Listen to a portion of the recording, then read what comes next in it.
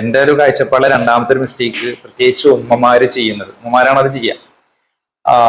കുട്ടികൾ എന്തെങ്കിലും നേരത്തെ പറഞ്ഞ പോലെ അരുതാരത് ചെയ്യുന്ന സമയത്ത്, അനുസരണക്കേട് കാണിക്കുന്ന സമയത്ത്, ആ സമയത്ത് ഉമ്മമാര് പറയുന്ന ഒരു കാര്യമുണ്ട്, ഉപ്പുണ്ട് വരട്ടെ, അല്ലെങ്കിൽ ഉപ്പ വിളിക്കട്ടെ, ഞാൻ അതൊക്കെ പറഞ്ഞു കൊടുക്കും. അപ്പൊ അതില് വലിയൊരു മെസ്സേജ് ആ ഉമ്മ കുട്ടിക്ക് കൊടുക്കുന്നത് വെച്ചാല്, ഉപ്പയാണ് നിന്നെ കറക്റ്റ് ചെയ്യാൻ പറ്റുന്ന ആള്, ഞാൻ കറക്റ്റ് ചെയ്യാൻ പറ്റുന്ന ആളല്ല. പലപ്പോഴും അത് അങ്ങനെ അറിയാതെ പറഞ്ഞു പോയിരിക്കും.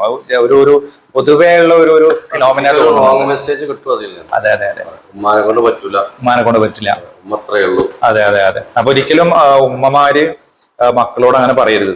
ഉപ്പ വരട്ടെ, ഉപ്പാട് പറഞ്ഞു കൊടുക്കും, അല്ലെങ്കിൽ മാമാട് പറഞ്ഞു കൊടുക്കും. കുട്ടി എന്തെങ്കിലും അരുതാത്തത് ചെയ്യുമ്പോ അത് ചെയ്യരുത് എന്ന് പറയുന്നതോടൊപ്പം അത് എങ്ങനെ കറക്റ്റ് ചെയ്യണം എന്നും കൂടി പറഞ്ഞു കൊടുക്കുമ്പോ ഈ രണ്ടാമത്തെ പ്രശ്നം വരുന്നില്ല. അതെ അതെ, ഉപ്പ വരട്ടെ അല്ലെങ്കിൽ ഉപ്പാനോട് വാട്ട് ടു ഡു, എന്താണ് ചെയ്യേണ്ടതെന്നുള്ള കുട്ടിക്കാണ് പറഞ്ഞു കൊടുത്താൽ മതി.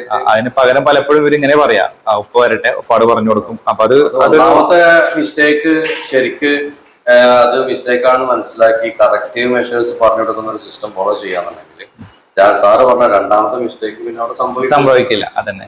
റൈറ്റ്.